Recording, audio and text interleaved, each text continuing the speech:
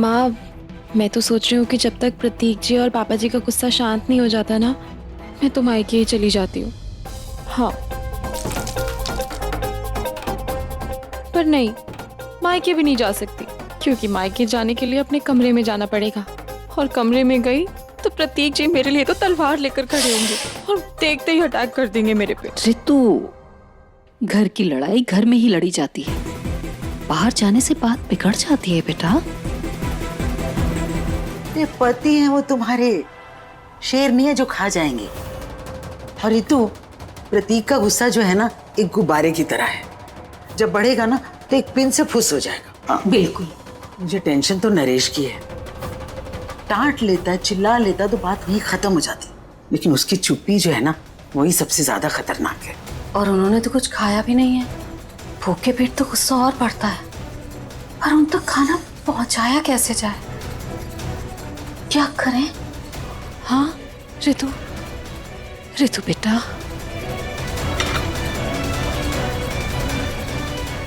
Sorry, I am sorry, मैं नहीं जा सकती, बिल्कुल भी नहीं।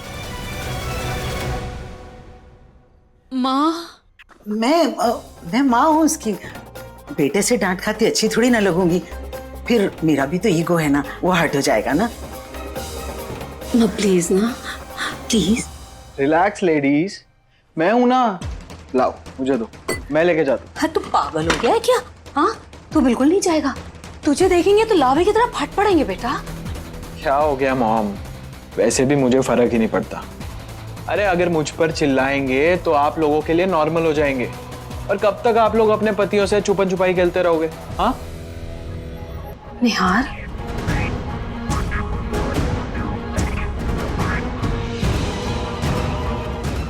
सॉरी निहार भैया।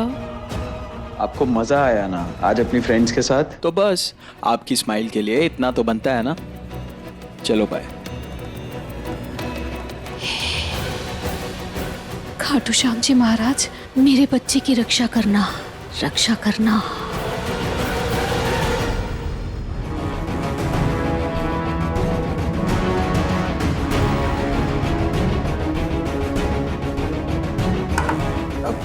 पापा खाना, मैं जानता हूँ आप गुस्सा है, मगर प्लीज खाने पर गुस्सा मत निकालिए। अगर आप खाना नहीं खाएंगे तो इस घर में कोई खाना नहीं खाएगा। तो मैं क्या करूं? जब इस घर में किसी को मेरी अनुशासन की, मेरे नियमों की, मेरी परंपरा की और मेरी इज्जत की परवाह नहीं है, तो मैं उनके बारे में क्यों सोचूं? ऐसा नहीं है पापा, ये पार्टी का आइडिया मेरा ही था, इसमें और किसी की कोई गलती नहीं है। उन्हीं की गलती है। मेरे नियम ना मानना, मेरी बेइज्जती करना, ये तो तुम्हारी आदत बन गई है। लेकिन वो तीनों तुम्हें समझाने की बजाय तुम्हारे साथ बचपने में शामिल हो गई। और तुम्हारे बारे में तो मैं क्या ही कहूं, तुम एकदम परफेक्ट हो, एकदम परफेक्ट। नाकामयाबी में, नालायकी में, बेशर्मी में। एक बार भी तुमने ये नहीं सोचा कि वो तुम्हारी भाभी की सहेलियां हैं? और वो अमृता, आज भी उसकी गाड़ी का टायर पंक्चर हो गया था। तुम एक काम करो यार, किसी अच्छी चीज में तो तुम नाम कमा नहीं पाओगे, झूठ बोलने के कंपटीशन में हिस्सा लो। कम से कम एक चीज में तो तुम माहिर हो जाओगे। तुम्हारी मां तो गांधारी बनकर बैठी है और अपने बाप को तुमने धृतराष्ट्र समझ रखा है। लेकिन अब बस बहुत हो गया, बहुत हो गया ये खेल। मेरी गलती थी कि मैंने पूनम के लाड प्यार को रोका नहीं और तुम्हें बिगड़ने दिया।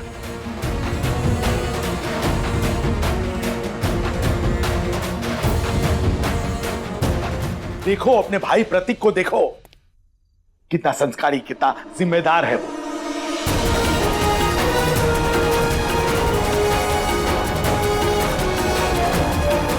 मैं पहले ही बहुत देर कर चुका हूं। अब इससे पहले कि तुम उस रास्ते पे इतना आगे निकल जाओ जहां से लौटना नामुमकिन हो, मुझे तुम्हारा रास्ता और मंजिल दोनों ही बदलने पड़ेंगे।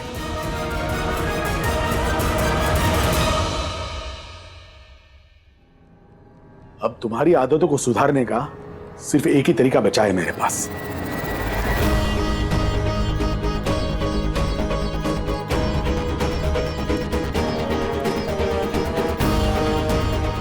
अगर तुम्हें गोयल परिवार के ऐशो आराम चाहिए तो तुम्हें मेहनत करनी होगी।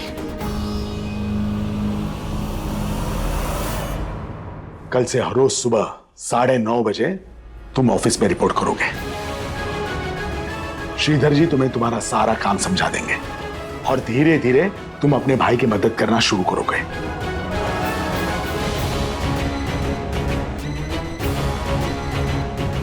और सुनो निहार, इसमें अगर तुमने कोई भी लापरवाही की तो याद रखना, मैं तुमसे तुम्हारी हर वो चीज छीन लूंगा जो मैंने तुम्हें दी है। तुम्हारी गाड़ी, तुम्हारी पॉकेट मनी, तुम्हारे सारे गैजेट्स, यहां तक कि तुम्हारे सारे ये ब्रांडेड कपड़े भी। फिर तुम छुटकू बनकर घूमना। ओके पापा, आप जैसे बोलेंगे मैं वैसे ही करूंगा। मैं कल से ऑफिस आ जाऊंगा, मगर आप प्लीज अभी खाना खा लीजिए। पहले मेरी बात मानो, फिर मुझसे अपनी बात मानने की उम्मीद रखना।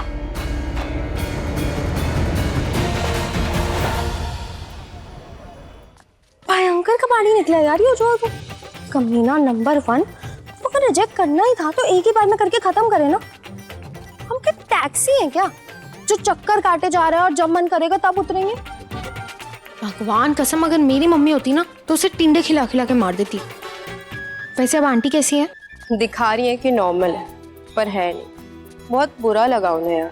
और उज्जवल ने जब मना नहीं किया था ना, तुम्हें देखना चाहिए था वो कितनी खुश थी। इतनी खुशी तो किसी को करोड़ों की लॉटरी लगने पे भी नहीं मिलती जितनी मेरी माँ को मुझे ही विदा करने के लिए हो रही थी। मम्मी है वो। वैसे ज्यादा टेंशन मत ले।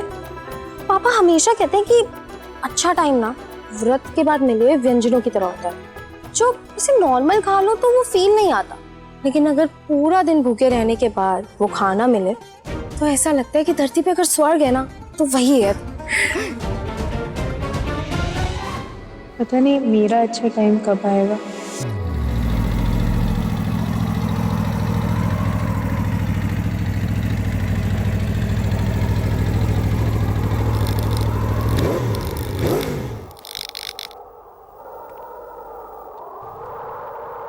ये फिर से?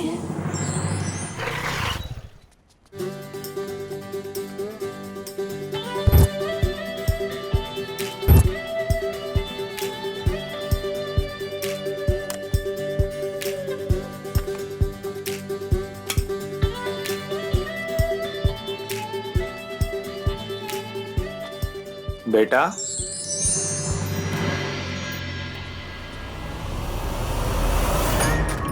क्या कर रही है रुचि? हाथ छोड़ मेरा, तोड़ देगी क्या? एड्रेस? ये एड्रेस कहाँ पे पड़ेगा? अंकल आगे से लेफ्ट। ओके। उज्जवल का सारा गुस्सा निकालने के लिए तुझे मैं ही मिली हूँ। हाथ ही तोड़ दिया पूरा। अच्छा सॉरी ना, चल अब घर चल।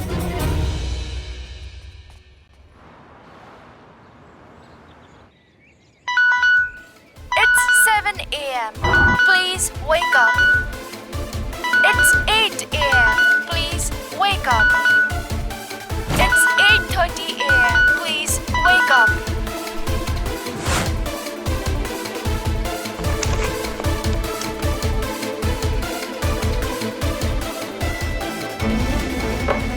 भैया कॉफी, अब तो उठिए।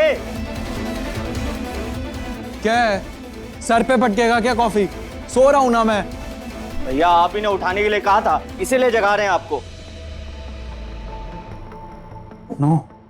7 बज गए क्या?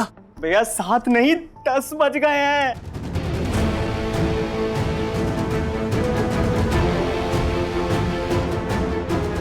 तो उठाया क्यों नहीं इडियट? पहले क्यों नहीं लेके आया कॉफी? भैया सुबह से चौथा कप ला रहा हूँ। कितना उठाया आपको, आप उठते ही नहीं। गॉड, 3 घंटे लेट हो गया यार।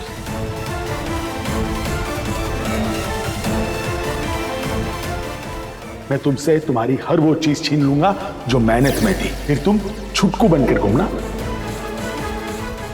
नहीं नहीं, मैं अभी भी अपने आप को बचा सकता हूँ।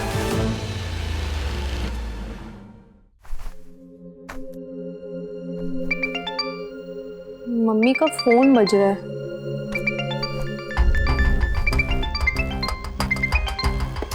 कहाँ रख दिया मम्मी ने फोन?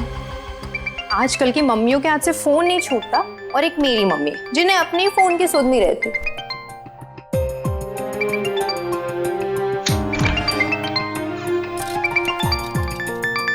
ये देखो अलमारी में रखा है फोन।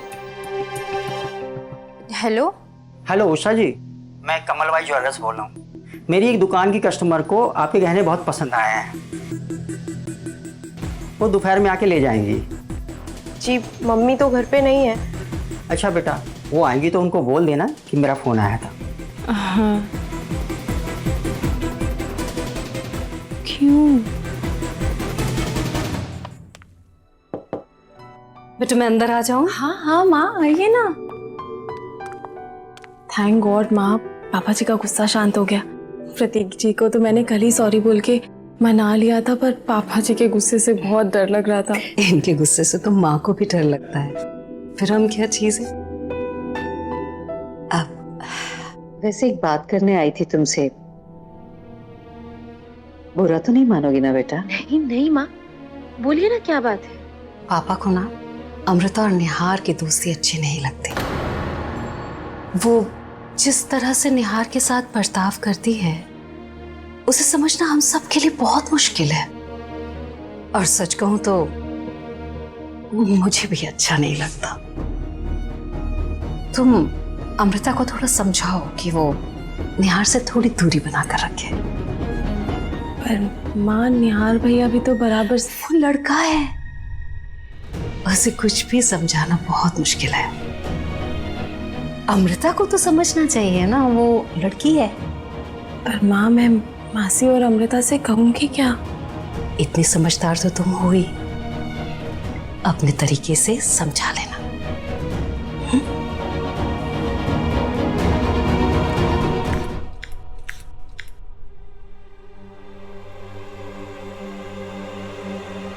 मम्मी, पापा ने जो आपको विवेक के होने पर पेंडेंट सेट दिया था, वो कहाँ है?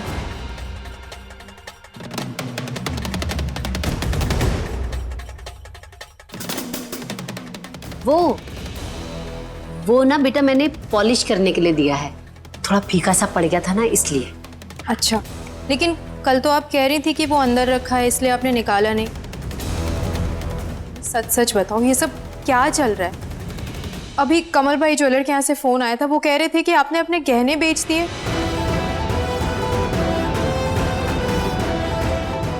गहने बेच दिए? अरे कौन से? मैंने जो चढ़ाए थे वो भी दे दिए क्या? खानदानी जेवर है वो हमारे, विवेक की बहू के लिए रखे थे। रुचि, उम्र भले ही बढ़ गई है तेरी, लेकिन रिश्ते में मैं ही तेरी माँ रहूंगी। ज्यादा बड़बड़ करने की जरूरत नहीं है, जाके अपना काम कर। मम्मी रुचि बस, मेरे काम में दखल देने की जरूरत नहीं है, मुझे पता है मैं क्या कर रही हूँ। थोड़ा खुलकर क्या बात करती हूँ तेरे साथ तो तू मेरे सर पे चढ़ के नाचेगी। हाँ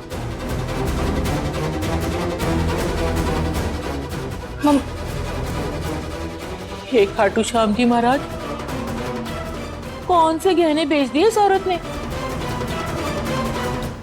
तू एक काम कर, देख आंटी के फोन से ना ज्वेलर को फोन कर, बोल मैं उषा बोल रही हूँ और हमें गहने नहीं बेचने हैं। कोशिश की थी यार, लेकिन मम्मी आज एकदम फोन पकड़ के बैठी हैं, एक सेकंड के लिए भी नहीं छोड़ रही हैं। और आज अगर मैंने उन्हें नहीं रोका ना तो वो गहने बेच देंगे ज्योति। तो चल फिर उस ज्वेलर के पास जाते हैं और गहने वापस ले आते हैं। हाँ, हम महारानी विक्टोरिया है ना कि हम ज्वेलरी लेने जाएंगे और वो हमें वापस कर देंगे। कुछ सोच यार ज्योति, मैं मम्मी को ये करने नहीं दे सकती। पता है उन गहनों से उनकी कितनी यादें जुड़ी हैं।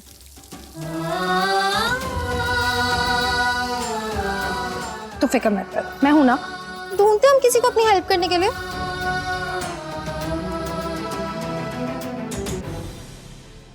एक आइडिया है। क्या?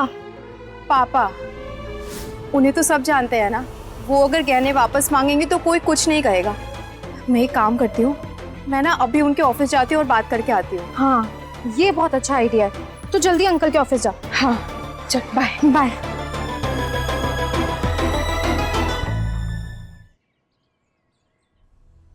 ये देखिए, इसका एग्जैक्ट कट ना ये ऐसे होता है, हैं? और अगर ये ऐसे आसमानी गोल कटा हो ना तो समझिए कि ये परफेक्ट नग है। अंकल अगर पापा आपसे पूछे तो बोल दीजिएगा कि मैं 9:30 बजे ही आया था। ओके। और कभी कभी ना ये ऐसा ओवल शेप में भी कटा होता है, बट इसमें इतनी क्लैरिटी नहीं होती। ये 85% ही प्योर होता है। श्रीधर जी, आपको बड़े साहब बुला रहे हैं। मैं अभी आया। अंकल 9:30 बजे बोल दीजिएगा प्लीज।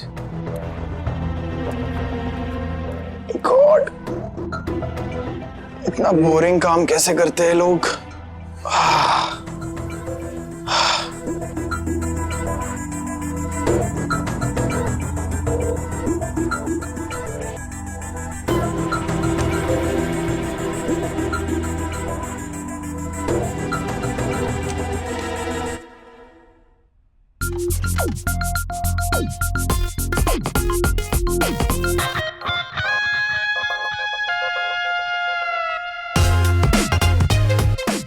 पापा,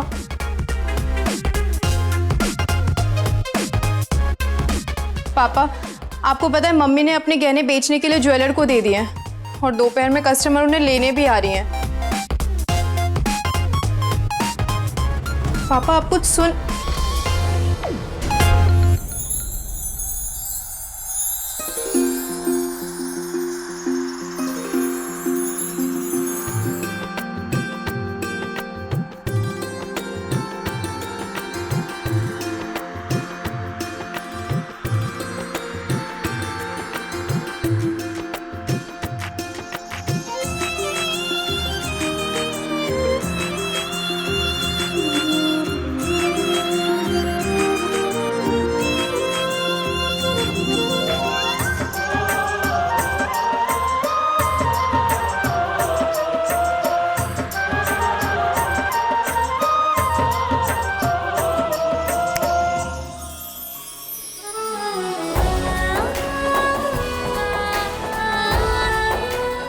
काम था आपको बहन जी?